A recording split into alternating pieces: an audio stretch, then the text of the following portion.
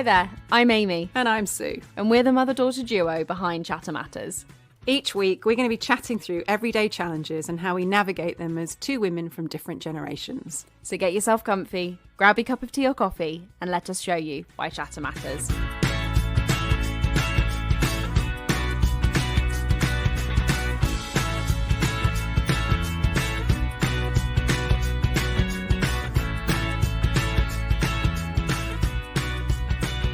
Well, hello. Hello again, everyone. This is Sue, and we are in Amy's flat. We are in Amy's flat once more. I feel like each time we're recording, it's getting more and more together. Yeah, it's less echoey in here. It is. Suddenly, some soft furnishings, and she's less echoey. Making all the difference. Absolutely. So today, Today. we thought we might actually, off the back of our last conversation, which was about how did you and I build our relationships, one could think that our... It's all just sunshine and roses, unicorns and rainbows Exactly. over here. But it's not actually. No. Amy and I can often disagree, Yeah. get quite passionate about conversations. Me in particular. Prepare your earbuds, everyone, because I'm going to be getting loud today. I can guarantee that. So what we thought we might do is actually talk about how do you have conversations over subjects that can be contentious. Potentially there may be some disagreement. Yeah. And I know that in society, discourse is generally getting a bit more polarised, a bit more black and white. People are kind of getting, having their point of view and being stubborn and not wanting to listen to other people's points of view. Or even have a more nuanced perspective. I think that's what I'm noticing as well. Of like, it's getting more and more difficult to have a... I get that this is what you think is right and this is what I think is right, but like, let's have a nuanced conversation in the middle. And people aren't seeming... It's getting more and more difficult to do that and play in the grey space as opposed to just having black and white. Yeah, so we thought we might actually talk about two things that have been in the news this week, which have a little contentious. Well, we think they might be. I mean, one of them I think both of them do, because I'm really excited to talk about both of these because...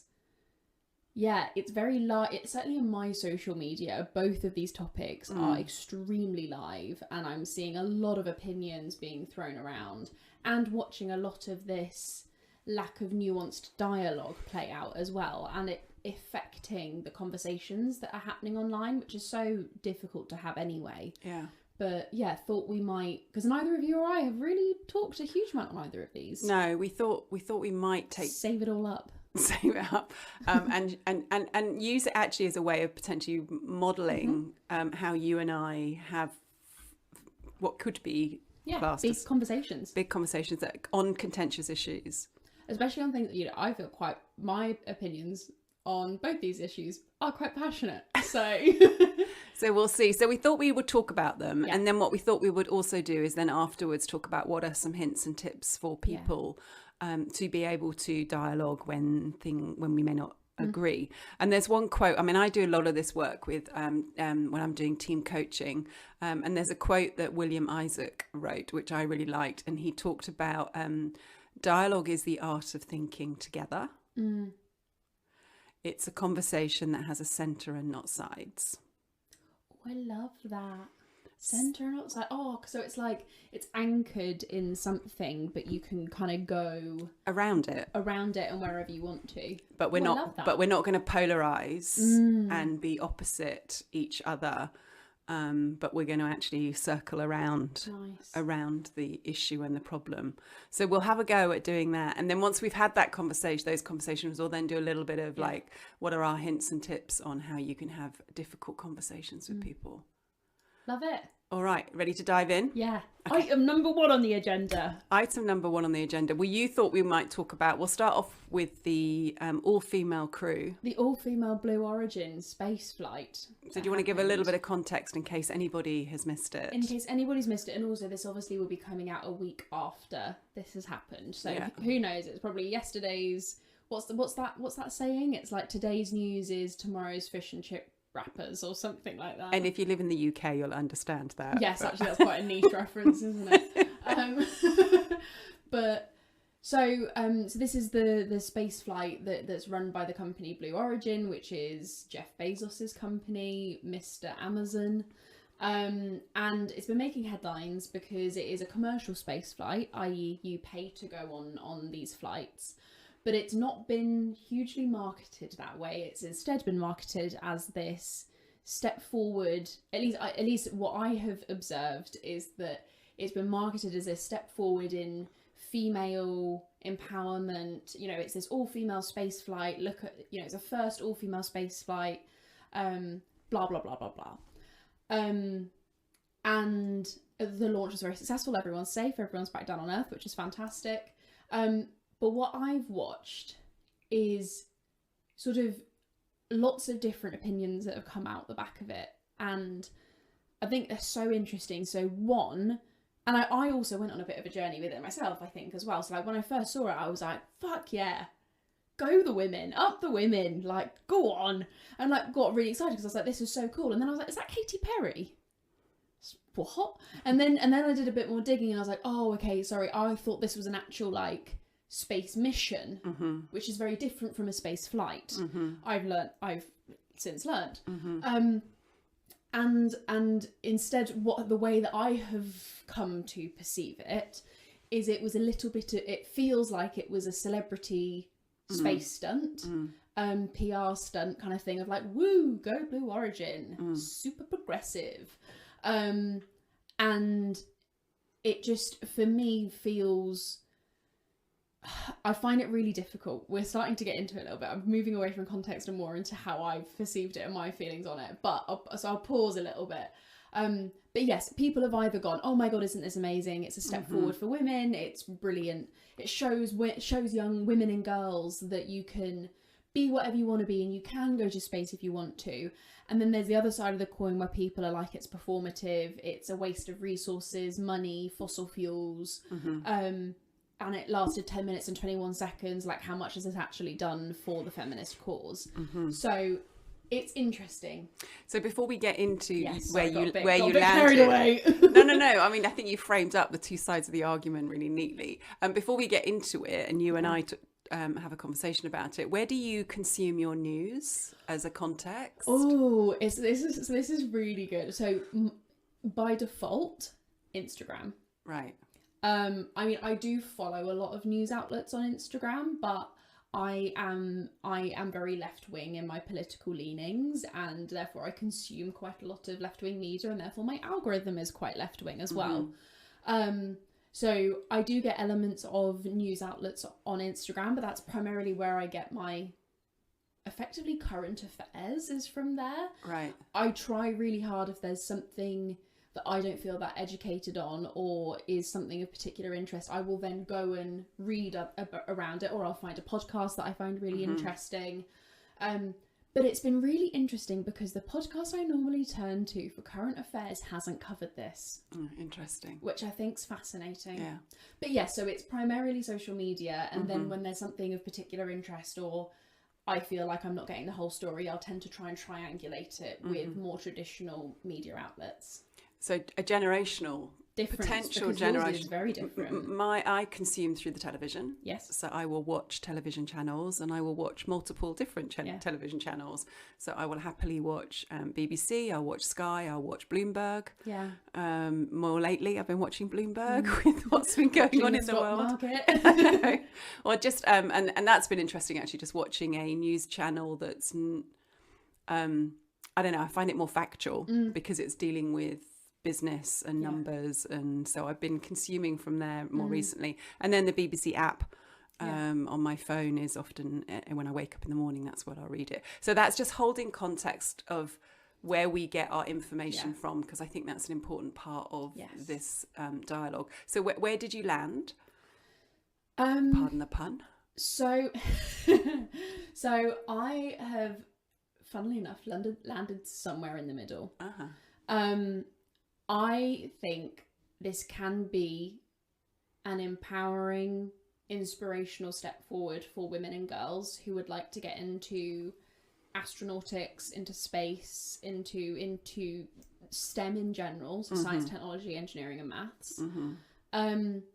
whilst also being incredibly out of touch and a waste of resources. Like I cannot fathom. I think that I read it was on the because I listened to the live broadcast on Sky News, and I think they said whatever the Elon Musk's version of it, they estimate that it costs around $600,000 per head. Mm-hmm. That's an insane amount of money, and Jeff Bezos doesn't pay a wealth tax, but he can afford to do this. I really, really struggle with the dichotomy of, let's inspire a next generation of women, but like we're not going to fund their schooling, and we're not going to, so like that. Right. That's the bit that I really struggle with. I also really struggle with the choice of participants, because there are true, and this is not to disrespect the whatever journey or motivation they have for joining. I've been really frustrated with, obviously the media coverage focuses on the most famous of the participants, which is primarily Katy Perry. But there are 2 other participants on there. One of them is an astrophysicist, and one of them is a civil rights activist who studied astronautics. I should have looked up actually how to say her surname, but Amanda Nguyen.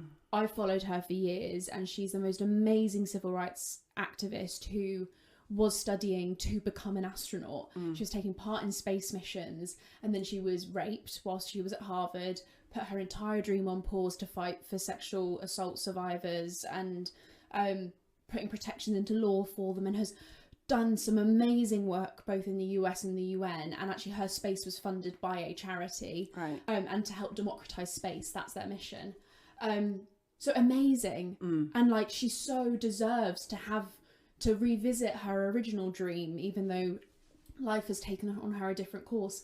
But I don't see her story being covered apart from on social media. Yeah, it's not in any of the mainstream news outlets. She did some sorry, can everyone tell I'm getting a little bit passionate? But like, she did some experiments while she was like, why are we not covering that? Why is the energy not on that? And why is it on Katy Perry posing with a daisy? Yeah, staring lovingly at the camera, singing "What a Wonderful World."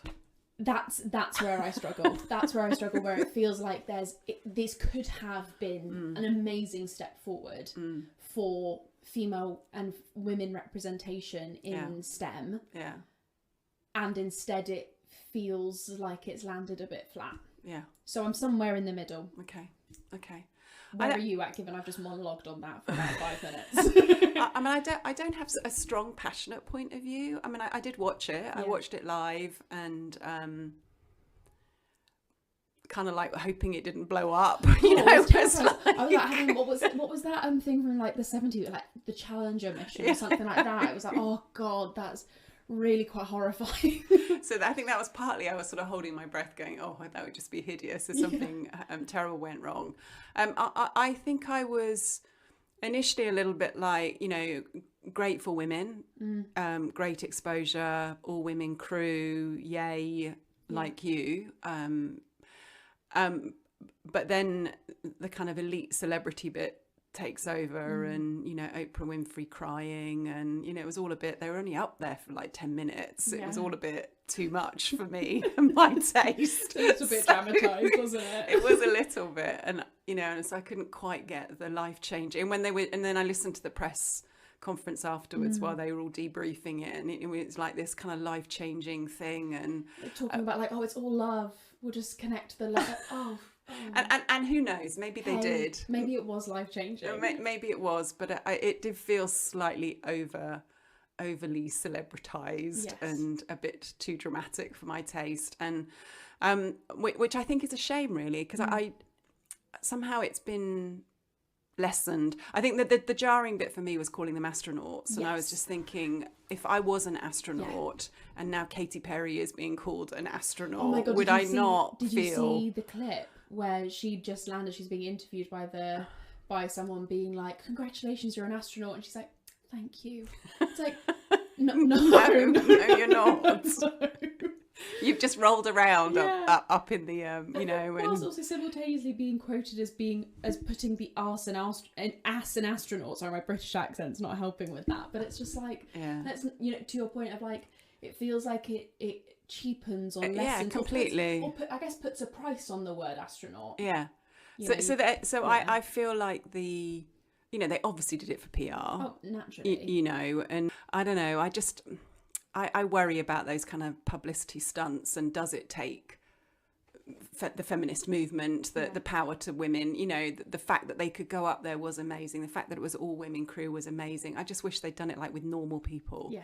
For me, that would have, but then the press probably wouldn't have been interested. So then we get into the whole media thing. Well, and I think that leads on to something else that I think is so interesting, is like, because I don't even know how many flights Blue Origin have done by this point. I think I read somewhere it's like the 11th flight that they've done, and suddenly it's this one that blows up. Yeah.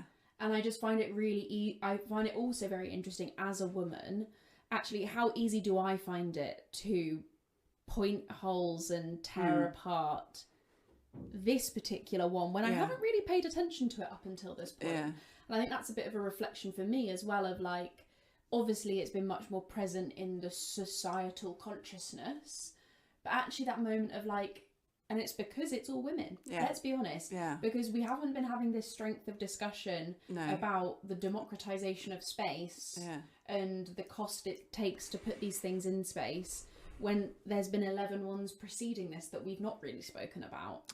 Yeah, so I don't think you and I are disagreeing on this. No. I think probably we're landing in a similar spot. in a similar kind of spot, and perhaps I'm kind of left with a bit of, I guess from a feeling point of view, I'm left with a little bit of disappointment and a bit icky. It leaves a bit of a sour taste in the mouth for me. Just a bit icky about it, which is a shame. Yeah, I think that's the thing. It's like, I think where you and I are both getting to is like, it had so much potential. Yes, it had so much potential to do so much good, and instead it just doesn't feel like it fully fulfilled on the PR promise we were given. Well, I think it did on their side. It probably did fulfill. Yes. I mean, I think in the debrief they were like, you're all storytellers, now go out and share your stories, which they may well do, and they may inspire a load of women. And here's the sign-up button that you can press if you too have $600,000 that can send you to space. Yeah, so probably, so let's hold it there as our one, because I think the next one is probably a little more. That was like a lukewarm, put our toe in the water. We're not really disagreeing. Because before we go into the next one, I guess, I think, moment to reflect on that conversation. Yeah. I spoke for way too long at the beginning, because I was deeply passionate about it, and I just monologued at you. Yes. And I guess what you do a very good job of is just let me run. Yes. Let me get it out my system. And then we can have a conversation afterwards that's much more give and take. Yeah. But I think that's because you know me quite well, and you're like, she just needs to let that out. Yes. So my tip is, if you're with somebody who's very passionate, is to just listen. Yeah. But be with them. It's not passive listening. I am genuinely interested. I'm not looking at my phone or wondering when you're going to be quiet. I am really trying to genuinely hear your perspective. So that would be our first tip. And then I think finding where there is mutual ground. So I didn't come in with an opposition. I came in with, I think you and I are probably in a similar place. So it's a kind of a gentle enter into the conversation, which is actually, I'm not disagreeing with you on this one. Yeah. So signposting. That we love a signpost. Signposting that you're not in disagreement, but actually we can just have a conversation. This isn't contentious. And I think something that I do as well is, like, I always try and signpost where I'm talking either from like what I perceive to be a factual basis versus a feeling basis. So I think there's a couple of times where I went, hang on, actually, I'm getting into what I think about this rather than providing context. And that's where I caught myself at the beginning being like, actually, no, let's not put my feelings in the room as if they're the factual context that this is set in. Which is very skillful, by the way, to be able to do that, to separate yourself away from your personal feelings about something versus the actual what is factual. And I think sometimes in discourse that's where it gets blurry, and then people can take things personally, because and I think we're really going to get into it with the next one, because I think this is really true for the next thing we're going to talk about, is sometimes your feelings are facts to yourself, but they are only your opinions. My opinion might be different from yours, and therefore that's true to me. Well, exactly, but then you get into what feels like a war of facts. Yes, exactly. Which is not. but it's what it feels like. Yes, exactly. Which I think is just an interesting... And it's very difficult finding data and Yes. truth in a post-truth era that we're in right now, where we have got fake news. Fake news and, you know, things being perceived. And it's hard sometimes to actually find out the factual truth about something. So let's get into the second one. The second one is the UK Supreme Court has just, what do they call it on a legal side? They kind of findings. They've made a ruling. Ruling, that's it. That's the terminology. They've made a ruling around the use of language. In the Equality Act. In the Equality Act. Now, this is more your bag than mine. So do context setting and then we'll go in again. Yes. So... for anyone who is not as au fait with the Equality Act as potentially I am, I used to work in employee relations, so I got which is effectively the bringing to life of employment law in business settings. So I became very au fait with the Equality Act in my time there. But the Equality Act 2010 is a piece of legislation that in the UK protects, has these things called protected characteristics, and they are elements of your person or your elements of the human experience or your person that could be discriminated against. So there are lots of things in there. There's religion, there's sex, there's gender expression, there's your sexual orientation, there's disability, there's age, all of these things, all of the things that make us different. Well, not all of them, that's a sweeping term, but a lot of the things that make us different. And effectively the Equality Act states that you cannot be treated unfairly based on or because of one of these differences that you may possess. So for me, as an example, the only protected characteristic I have really, well, I've got a few, I guess, under the Equality Act is I'm a woman. I am, which I'm starting to slightly get into, but I'm a woman, I'm a female, and I'm able-bodied, I'm heterosexual, I'm young. You know, so like those are the ways in which I fall into those protected characteristics. So if I'm at work, no one could discriminate against me, i.e. not give me a job because I'm a woman. They also couldn't promote me because I'm younger than everyone else and I show more potential or anything like that. So it basically is an attempt to try and make it a level and fair playing ground, primarily in the space of work, which is where I come at it from. But it also looks at other things. So we're talking about services. We're talking about, I guess, what would the word be? Like sort of like places to be. I don't, restaurants and gyms and things like that. The Equality Act will cover those spaces as well. Public spaces. Public spaces, exactly. So given that, what is the ruling was? The ruling was on the definition of a woman in the Equality Act. Now, as I've said, the Equality Act covers sex and gender expression. And what they've said in their ruling is that a woman means a biological woman. And so the reason why this is so contentious in the space for sex versus gender... Actually, no, I'm getting into the discussion. No, you can. You can go now. Okay. The reason why that's such a contentious ruling for people is for the people who've brought the court case... they see that as a win because they see woman as being something tied to our biology. Why those who are not in favour of the ruling are upset about that is because woman typically describes your gender, whereas female typically describes your sex, and sex is typically thought of as your biological makeup. Gender is the way you feel about your I don't know how to use a different word other than gender. It's kind of your gender expression. It's your... So if you've transitioned... Yeah, if you're a trans woman... Yes. You may have the biological sex of a man. Yes. If you haven't... If nothing's changed. But you will have... But you feel a woman. Your gender is woman. Yes. And what this ruling does is they've said that woman means biologically... Not gender. Yeah. Which is a confusion on the sort of... it's a confusion on the way that I'd say society at large, but just... which is not true, clearly, given that this is a difference in ruling, but at least to the way that I've understood it, and also the way that I've been taught it in psychology as well, because I've studied psychology, and this is something that's taught there as well, is that sex and gender are two very different things. So this for me was when we touched on this when we had dinner last night, and we were like, okay, let's talk about it here. So I had not got the definitions that you had. So for me, female, woman were interchangeable. Yeah. They don't have a different definition. And I think partly that's because I haven't grown up and been educated in the whole kind of trans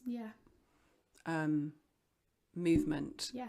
So I understand why the definitions would be created in order to make space for trans women to say that they are a trans woman and that they feel like a woman, but biologically, gender-wise, sex-wise, they are male. Yeah, they have a male body. They have a male body. So where I have issue with some of this is that it feels like we're taking language and putting boundaries around language, which initially may not have been there. Yeah. And then through societal movement, definitions are being created, which I don't think the mass of population do know that definitions have been, unless you've studied psychology or unless you're in that movement. I've got a really interesting point just to add to this as well, because I think you're right in a sense of, the way that language changes, the way we use language changes the way we perceive the world.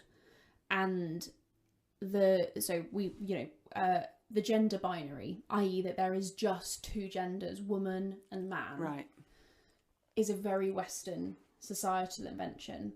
And it's really interesting the way you say that, like, we've created boundaries around definitions. It's true, we have. But I think the difficult conversation that I don't know if society is ready to have yet is that those boundaries are self-imposed.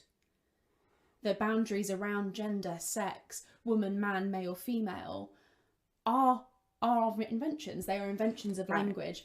So, because if we look at other cultures in the world, the gender binary doesn't exist in some cultures. So you look at the two-spirit of the Native American population is a third gender, effectively, people who have both masculine and feminine energy within them. You look out, like, I don't know if it's Maori or it's Polynesian cultures, again, also have third genders, or they have genderless pronouns. So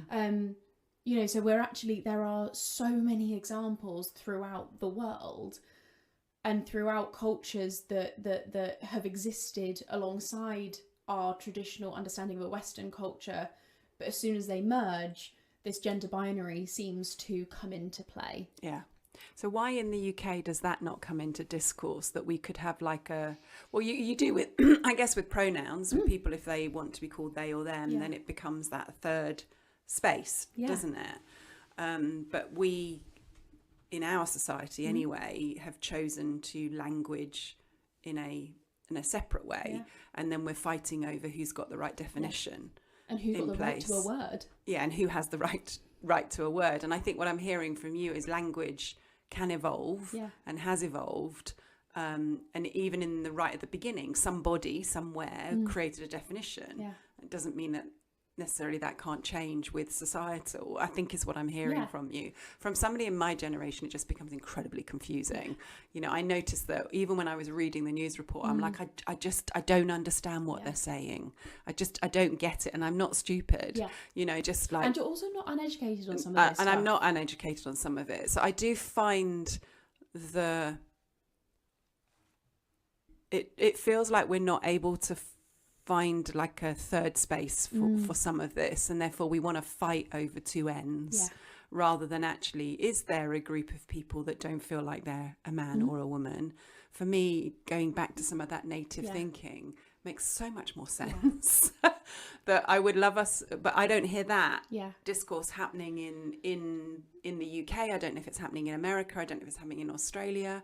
I'm not sure in Western society. It's so fascinating though, isn't it? Because we I think with the makeup of today's society, because we don't have conversations like this at large with our friends, with our family, with people at work, like anything like that, you end up only ever having those conversations, or actually most of the time observing the conversations, because at least with social media, I'm not a particularly active participant. I do a lot of observing.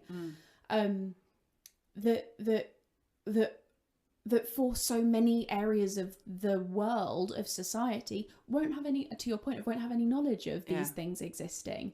But because of the specific algorithm that I engage with online, I'm plugged into a lot of that. And part of that will be because I've got friends who are gay, who are non-binary, and so therefore I'm wanting to be that much more educated on it, because I want to be able to understand their experience and be supportive and understanding to why the world feels so difficult and these kinds of challenges. So there's part of that which is like a personal experience and personal motivation in that side of things. But I think where I get to, and where I've got to this afternoon, the more I've thought about us talking about this, is that it feels like the UK Supreme Court has gone for the easy way out. Right. Which is to align to probably what the majority of society understands, rather than heading into actually, let's educate and let's talk about why it's different and why it's important for us to have different terms. Because I would love to think that the majority of women who are pleased with this ruling aren't discriminatory, that they don't want people to not be protected, because so much of this comes from wanting to protect women-only spaces, to have safe spaces. And again, back to the drama, what happens is, well, if I got a man going into the women's toilet, we debase but your issue is the not then with conversation. trans women, it's with men. Yes. But that's what it boils down to, because it grabs headlines. Exactly. And then we stop having the quality of conversation that would allow us to get into, do we want to have safe spaces for women? Absolutely. Yeah. If a man has transitioned to being a woman, do they need somewhere that they feel like they can be safe to go to the toilet?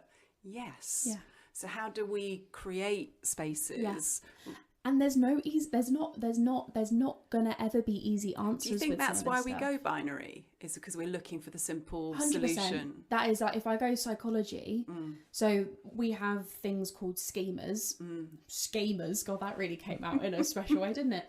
So as humans, we have schemas, which are effectively our mental shortcuts to processing the abundance of information in the world.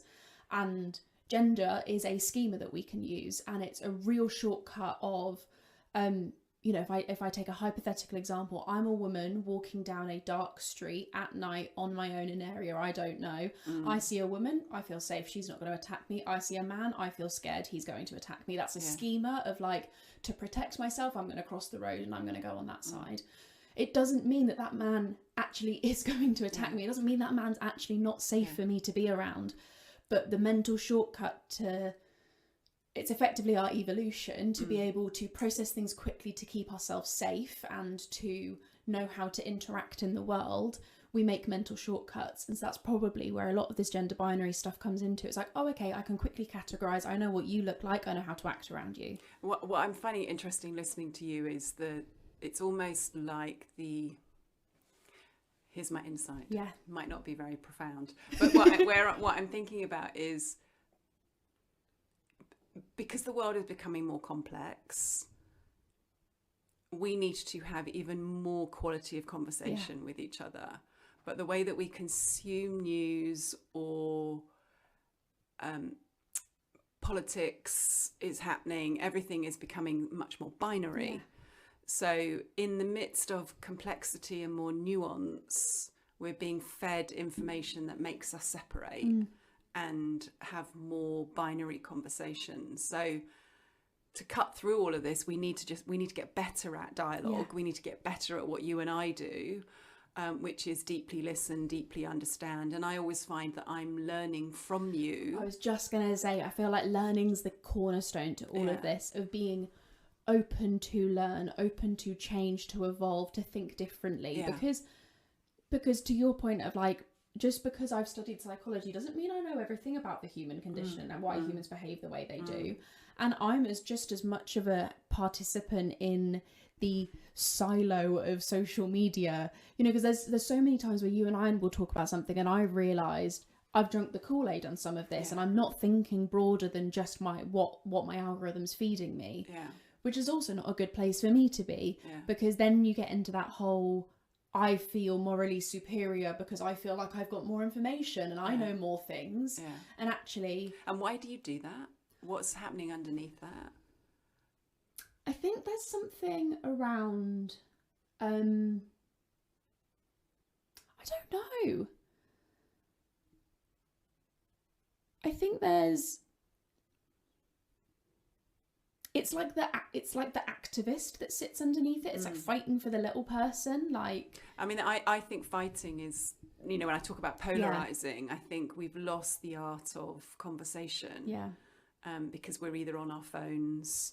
Yeah. You know, we're living in a world that, you know, is becoming smaller and smaller through our phone, and therefore the art of conversation gets lost. And I think therefore we potentially feel more threatened. Yeah. And therefore when we're in discourse, we need to feel like we're actually fighting. Well, it's interesting when we were just talking about that, because my shoulders were like up near my ears. It's like my hackles were up, because it's like, well, I just want to be able to let it out. You know, and it's that feeling of like, actually, do we, like, how much do we not let it out? And how, because, and then they come out in these big bursts. Yeah. Which links back to what we were talking about with adolescence last week, around the catastrophic consequences of not building that open dialogue early. Yeah. And I think this is just another example of how we can so easily miss each other, misunderstand, and you know, because so you separate. Yeah. You know, and it's because I think through language, you know, we are as human beings having the capacity to connect with each other through the beautiful use of language. And if we stop losing the art of being able to converse, then what's left is fight, flight, freeze. You know, we lose all of that kind of nuance fold.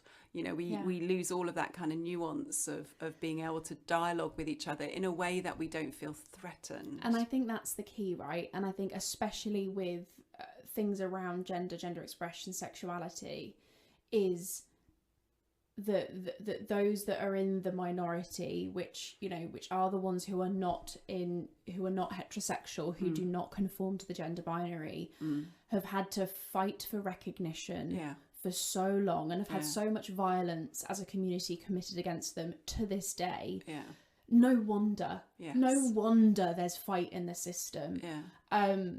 You know, and I think therefore it's on us as people who exist in the majority, in my opinion, the onus is on us as those that sit in the majority, those that are heteronormative, who are cisgender, to hear the case, to hear the experience and engage with that, and be open and willing to learn. And that does not disregard any, you know, any experience that those in the majority have also experienced, you know, because there will be a lot of women who have experienced violence, or they've experienced, you know, like being discriminated against. It doesn't, one's group's experience does not invalidate another's. Yeah, absolutely. And that's, I think, what gets missed in this, and what if you know, I could wave my magic wand, is that we would have everyone come into a conversation with almost like a blank canvas of just willingness to learn and listen. And I think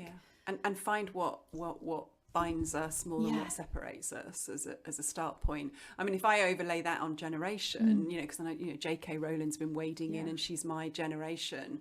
You know, I think there's fear from that side too. You know, of we fought so hard for women's rights, you know, and now all of a sudden something is going to be potentially taken away from us. I think what sits underneath the opposition of some of this is fear again.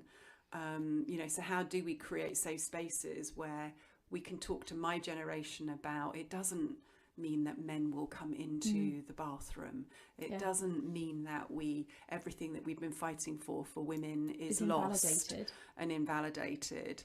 It's that kind of polarization that I think, whether it's intergenerational, whether it's taking sides, you know, if you're the same generation, it's like, just how do we just have an open heart, open ears, be willing to learn, hold on to the fact that I might not be right and I might not understand everything, and therefore can I get curious about this? Yeah. And I think it's so interesting the way that you've just framed that as well, of almost fear of losing what we've gained, sitting under a lot of it. Because it's so interesting seeing, you know, the stereotypical feminist woman being fearful of losing what they've gained, when we apply the exact same thought process on men.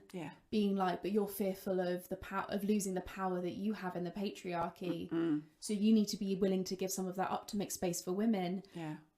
And it's just really interesting that effectively the same thing is happening, but now with women who have managed to garner more societal power. And it's that moment of like, oh, and now we need to consciously make space for more people.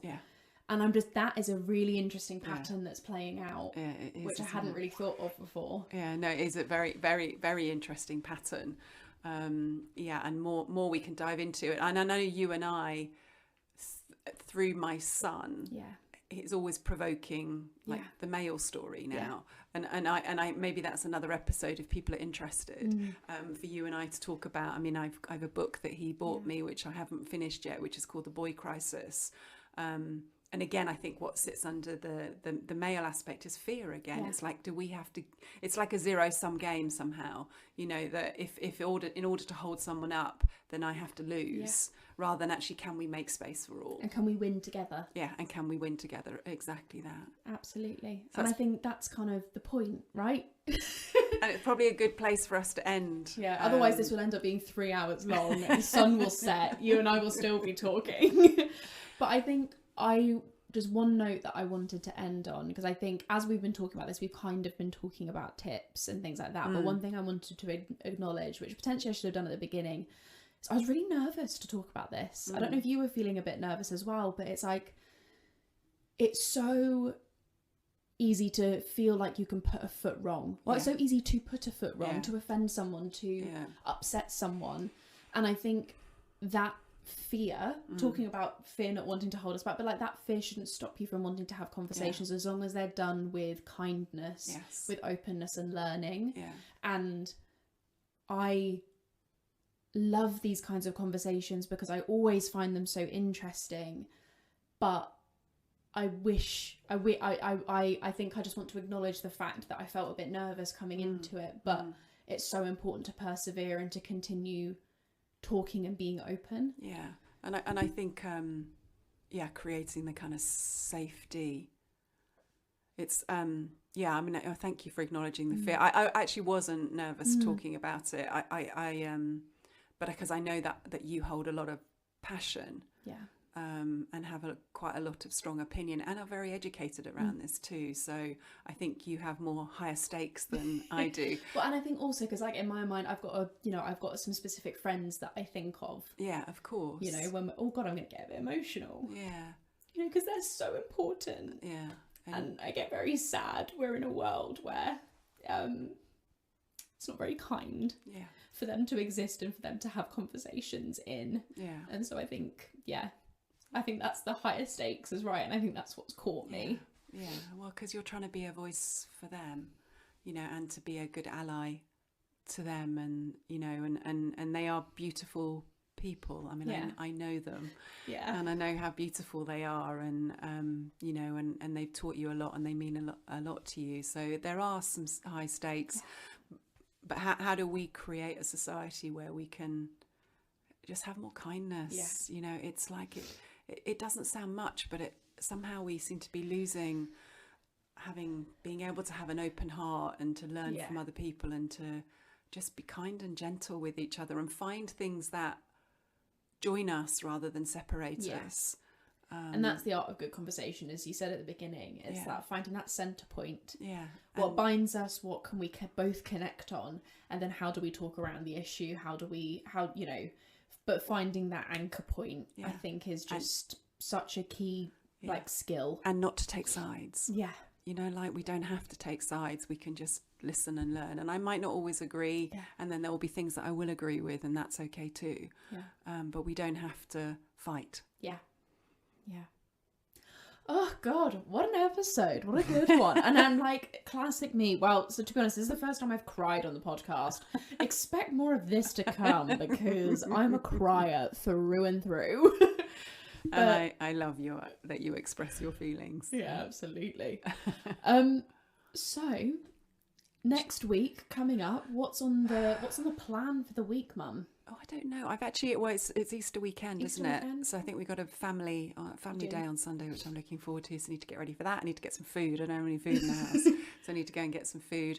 And then I've got a little bit of work next week that I need to move through. But yeah, no big plans apart from, I think Easter is my next big moment. Yeah. You quite like Easter, don't you? I do like Easter. Yeah, I think particularly when I don't always see you. Yeah. Wait, you and I have been spending a huge, like I've barely moved out at this point.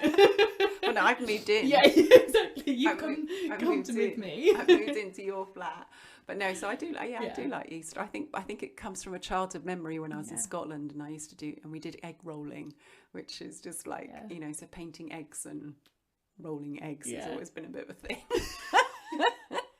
We don't have the excuse anymore because my cousins are all grown up now, so... I know, I was thinking that the other day. I was like, oh, can we still do it? Can we? You know I'll be up for it. I'll be so... I'm like, my inner child will run wild. I have a great time.